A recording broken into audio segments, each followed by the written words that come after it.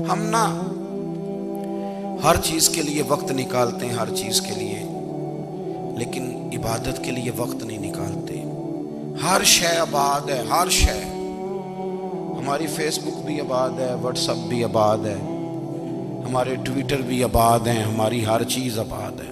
سب سے کم آباد ہمارا مصلی رہ گیا ہے، سب سے کم۔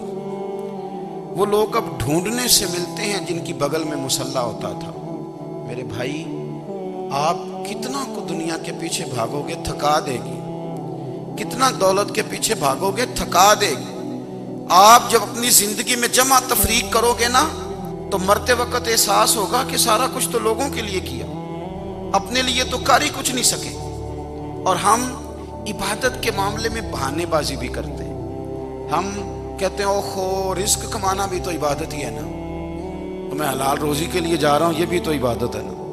میری طرح کے لوگ کہہ دیتے ہیں کہ میں سویرے اٹھ کے مدرسے میں کچھ اسباق دیکھتا ہوں تو یہ بھی تو عبادت ہے، میں بیان کرنے کے لیے مطالعہ کرتا ہوں تو یہ بھی تو عبادت ہے نا، اتنے لمبے سفر کر کے ملک میں دنیا میں گھومتا ہوں تو یہ بھی تو میں عبادت ہی کر رہا ہوں۔ اب اسپیشل نفلوں کے لیے وقت کس طرح نکلے، اسپیشل کر کے تسبیح میں کیسے چلاؤں، میں سارا کچھ، ہم بہانے بنا لیتے ہیں نا۔ میرا سوال یہ ہے کہ یہ ساری باتیں صحابہ کو، نبی کریم کو، دیگر لوگوں کو بھی تو پتہ تھی نا، لیکن آپ غور تو کریں، 23 سال حضور کو وقت ملا، مختصر وقت ظاہراً تبلیغ کرنے کے لیے، پوری دنیا میں دین بھی پھیلانا ہے۔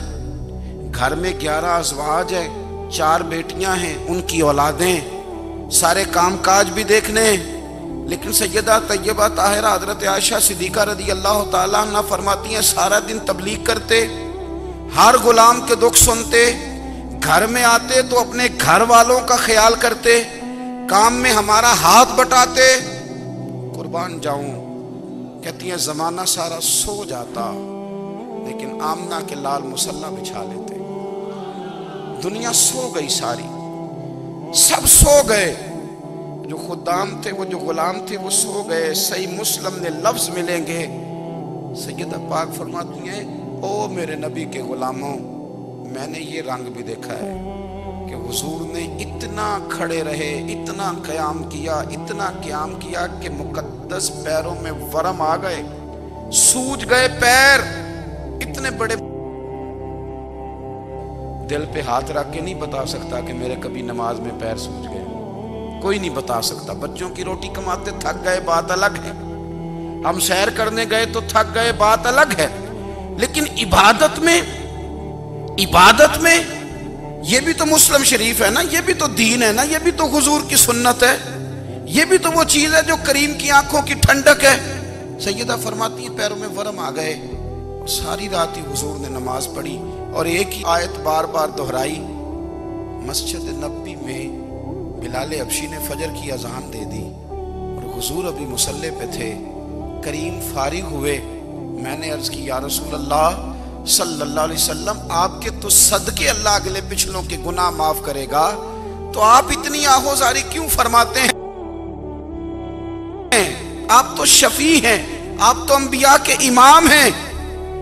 تو حضور نے فرمایا عائشہ تم نے گنوایا ہے نا میرے اللہ کی مجھ پر کتنی رحمت ہے، افلا اکون عبدا شکورا، فرمایا اگر اس نے اتنی نعمتیں دی ہیں تو کیا میں اس کا شکر گزار بندہ نہ بنوں، میں شکر گزار بندہ نہ بنوں اس کا؟ پھر اگر اتنی نعمتیں اس نے دی ہیں، مجھے اتنا نوازا ہے، تو پھر میں اس کے سامنے سجدے نہ کروں؟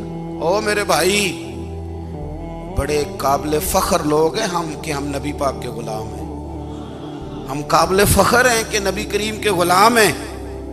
کیا کبھی اس غلامی کے شکرانے میں بھی 2 نفل پڑھے کہ یا اللہ تیرا شکر ہے تو نے ہمیں حضور کا غلام بنایا ہے؟ یاد رکھیں کہ اپنی روحانی زندگی کو آباد کریں، استغفار پڑھیں، تسبیحات کریں،